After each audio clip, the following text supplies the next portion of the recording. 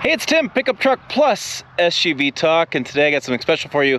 I have a Toyota Tundra. I have a Chevy Silverado.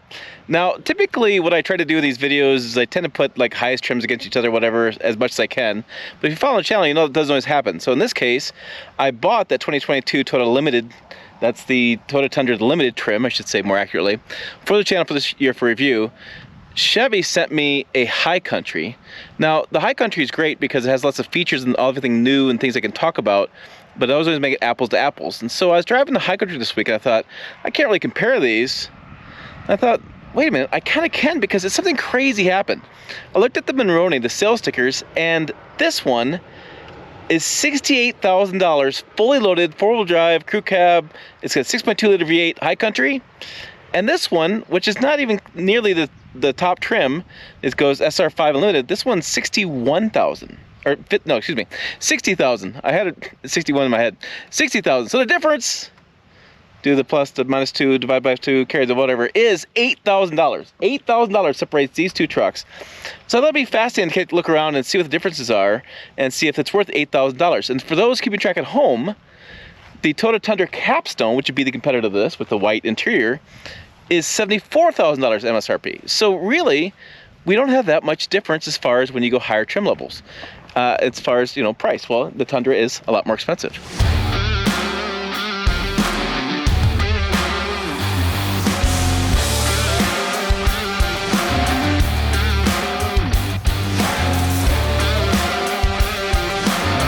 Okay, let's go take a look at these trucks on the exterior, because we have a storm moving through. So I may talk a little fast, be a little quick, because I don't get rained on. I'm not gonna melt, not a princess, but I don't get rained on. Okay, so enough of the me blabbering. Toyota Tundra 2022, new exterior front end. This is a Chevy Silverado, the High Country. You can see because it tells me so. Yes, right there. Different lightings on the outside. I'll put these next to each other. It's really interesting how they look. I've had some people tell me that the Tundra doesn't look full size. They tell me it looks compact, but you get these next to these trucks together, and I don't know what they're talking about. Got some weird talking going on there. So as we come around the side, we have these interesting body lines. I really like that.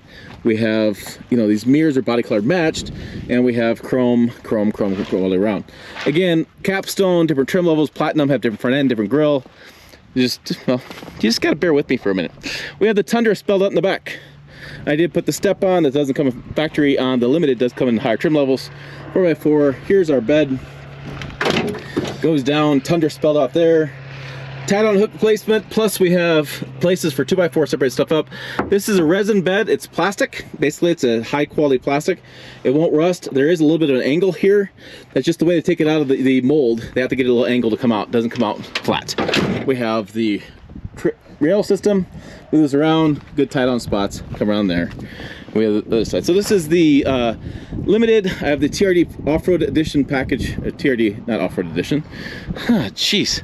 Telling you, I got a few raindrops there. I have an off-road package on that, so that's why you have that. And I have the rough country leveling kit on that. That's why it looks a little bit different on the front end. Over here on the High Country, we'll kind of, I guess, go around the back. We have the High Country spelled out there. We have our HDMI ports. I mean, our exhaust pipe holes. Yeah, that's where those are. We have the step. That's always a big fan of the step. This has that multi-pro tailgate. You drop it, you drop it, you drop it. You've probably seen this a dozen times. Helps you get in. This does have the bed liner on it, and you can see it's pretty thick material. And yeah, High Country spelled out there. So pretty similar setup as far as the rear and tie downs. Boom, close that baby. Go around the side, we can see the same kind of body lines that the Tundra has. A little bit there in the front, and the sides. Different wheels. We're set up. We have chrome. That's a chrome.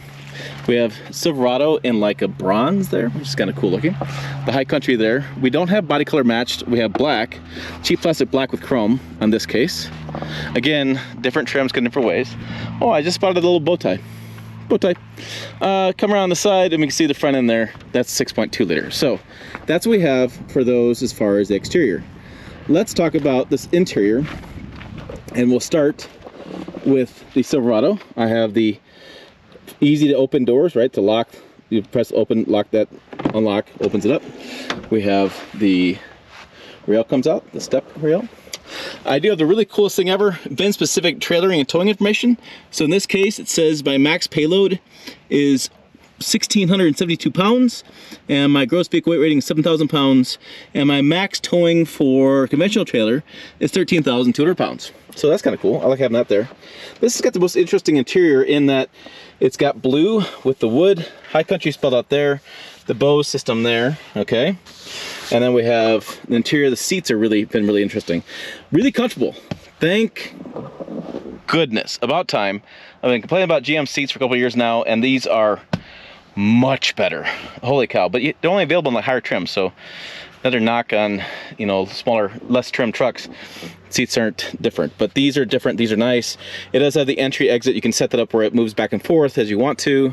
I have the steering wheel, tilts, telescopes, comes back, all kind of good stuff. Controls there, the screen there, the big dash screen there, and I have those controls there. So let's show the back off real fast before I get in, because I don't want to.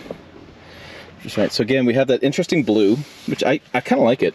It takes a while to grow on you. Flat floor, basically. I have a little hump right there. Not bad, but, you know, I guess mostly flat if I take the camera down. Some storage. I've been putting my GoPro stuff in there. And there's your rear end. What's interesting with GM products is that no panoramic moonroof. Yeah, no... You can get a sunroof. That's about it. It's kind of interesting. As we hop in, we turn it on. And I'll kill the audio. So this starts up, and then it has a more beautiful display, but I've been getting it out so it's not showing up. Interesting thing, parking sensor is not available because semiconductor chip shortage. I do have different controls here. What's interesting, the people pointed out, I have a fake button here, which is a little bizarre if this is the highest trim level. Interesting. Digital view mirror plus smaller mirror. This is a really interesting mirror. The shape is different.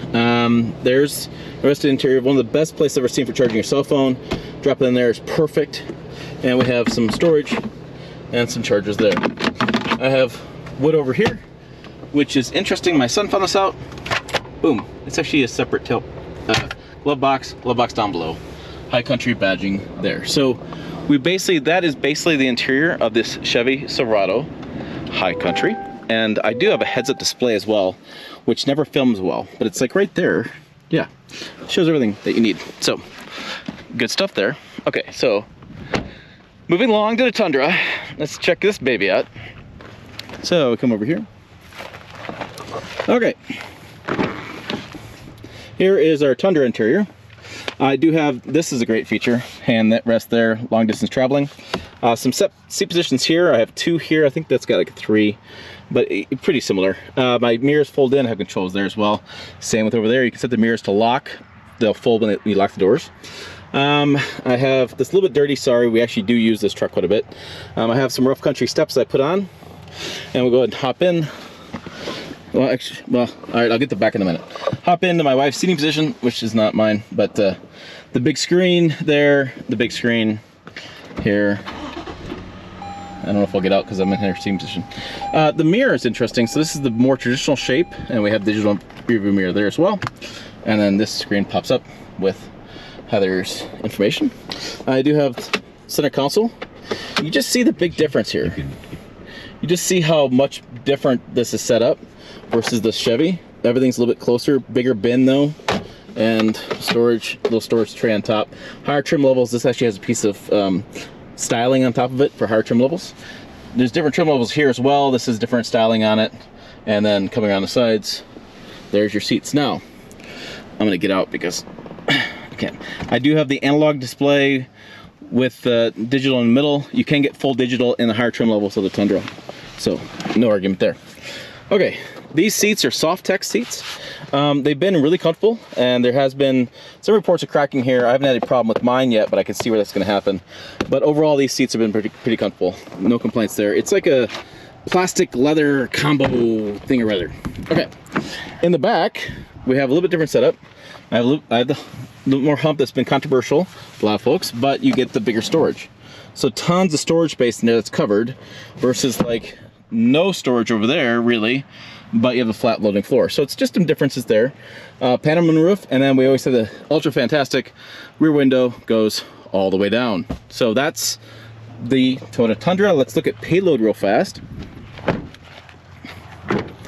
Your payload number on the Tundra is going to be, let's see, I just saw it, 1,400 pounds.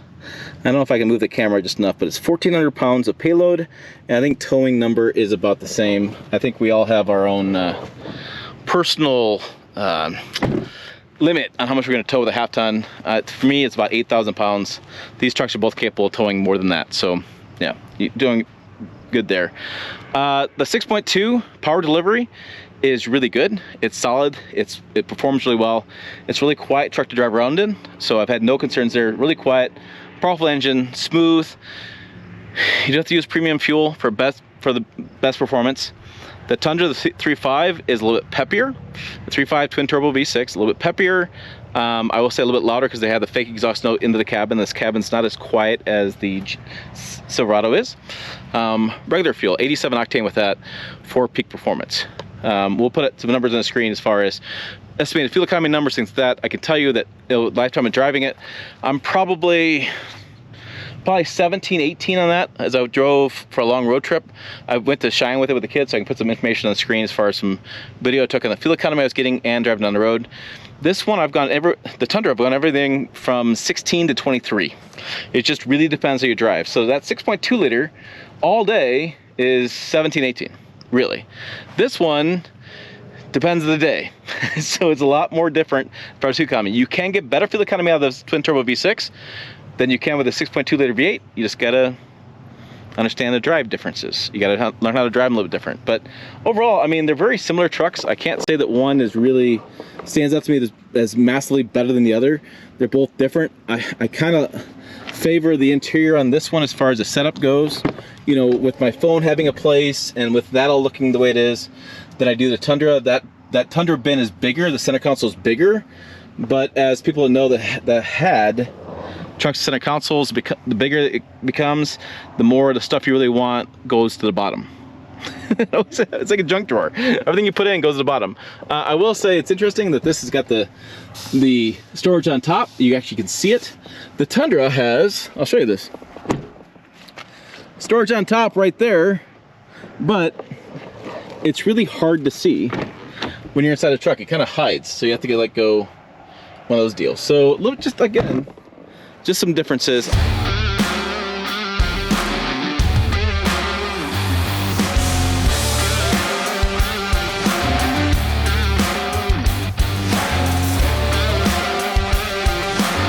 All right, behind the wheel, because I figured, why not talk about it?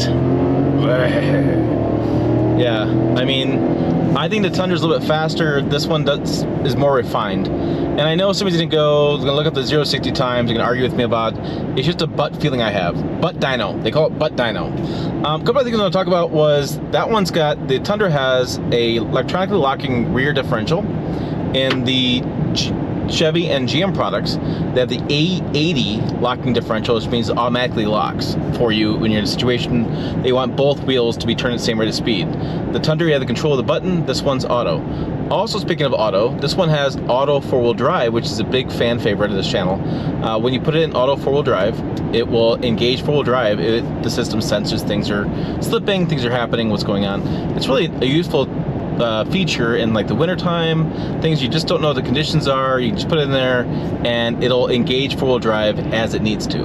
With the Tundra, you have 4 high and 4 low, your traditional transfer case, also 4 low as well, 4 high, 4 low, I think I already said that. You have your traditional four-wheel drive system, and so that one doesn't have the same auto features as the Sierra has. So those are the couple things I wanted to point out, and I wanted to get out I'm going to set cruise here for a minute because sometimes it gets a little different. So I have adaptive cruise control on both vehicles. I have lane departure in both vehicles. This one vibrates the seat. The Tundra beats at me, I think is what it happens. So very similar setup there. There's no really differences there. But I have to bring out my digital sound leveling meter. Oh. So I wanted to be quiet here and put it on the screen.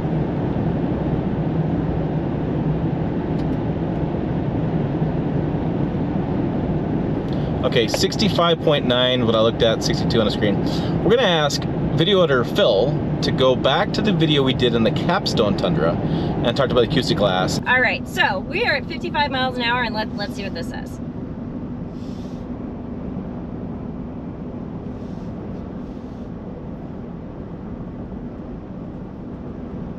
Interesting. So it popped down to 63.3 at one point, but it's been mostly hovering around 64 point something, 65 point something.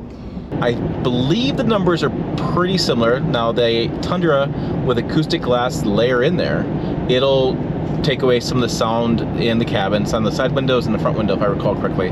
The front passenger and driver's side window, not the rear. So this truck has triple sealed doors, which give you, it's really kind of a nice, quiet experience. I have heated seats, cooled seats. I will say the cooled seats in this truck aren't nearly as loud as the Tundra seats are. The Tundra seats are really quiet, the cooled seats really loud.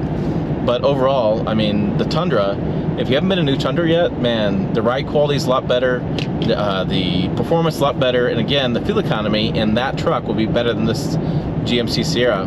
However, you do have turbos, it doesn't have turbos, yada yada yada. You can go into the woods on this deep dive, all that kind of stuff. But I just want to give you guys kind of an overview of these two trucks. Like I said, I just was really surprised to look at the stickers and see that it was only $8,000 difference. Kind of shocking. And I was like, well, it created two questions, right? Is the Toyota Tundra overpriced, or is the Chevy Silverado underpriced? You know, today's marketplace, things are getting more and more expensive, so really surprised me, $68,000. I was thinking like 70, 75 all day long, similar as Capstone. But yeah, quite interesting differences. So there you go, there's your thoughts on the comparison of two trucks. Put your comments down below, always interested in reading them. Check out the website, pickuptrucktalk.com. Check out the videos over here. As always, thanks for watching. I'll see you down the road. And not in the rain.